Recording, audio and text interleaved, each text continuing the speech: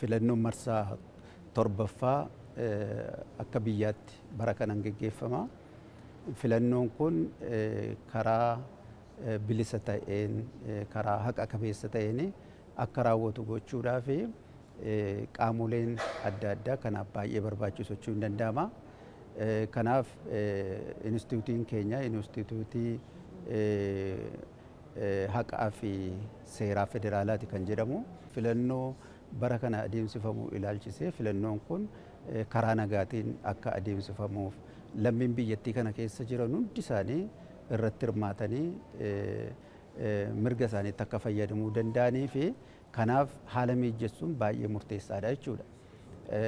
Filannoo kana keessatti egaa qaamonni irratti hirmaatan jennee yaadnu fakkeenyaaf boordii filannoo biyyoolessaa fudhachuu dandeenya.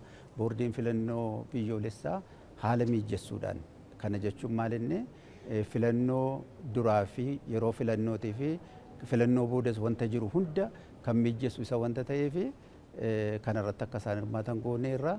Kanaa wajjin walqabatee poolisiin jira.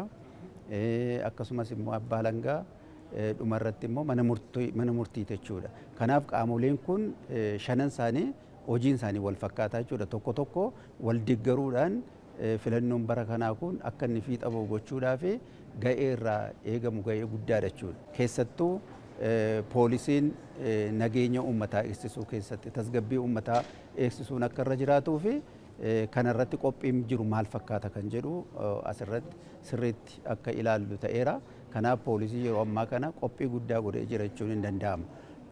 Itti aansee immoo abbaa alangaa yookaan immoo keessattuu sadarkaa federaalaatti sadarkaa naannoottis ilaaluu ni danda'ama.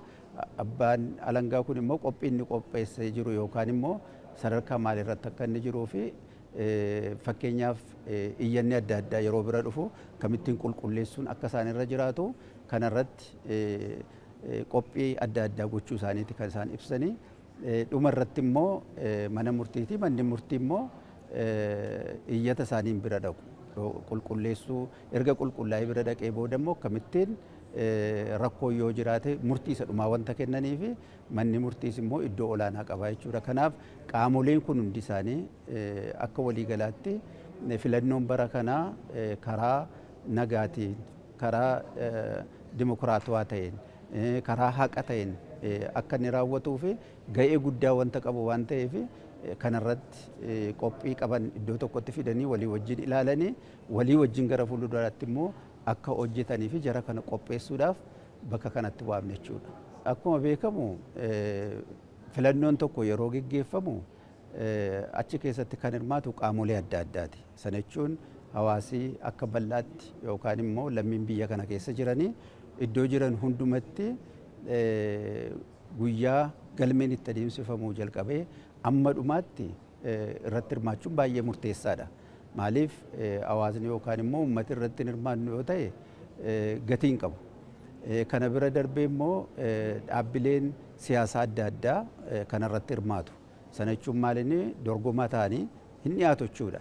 Kanaaf isaanis haalli filannoo kun karaa sirriitiin akka fiixa ba'u gochuudhaaf ga'ee guddaatu isaanirraa eegama jechuudha.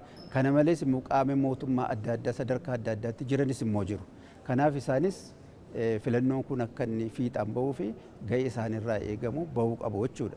Akkuma waliigalaatti maalinni filannoo marsaa torbaffaa bara kana adeemsifamu amma danda'ametti karaa nagaatiin, karaa dimokiraatawaa ta'een, karaa hirmachiisaa ta'een akka inni fiixa ba'u gochuudhaaf ga'een hawaasa kanaa bal'aa wanta ta'eef hundumtuu filannoon kun akka fiixa ba'uu fi waan isaan irraa eegamu ba'uutu irra taa'ee ergaa jedhu dabarsuun barbaada.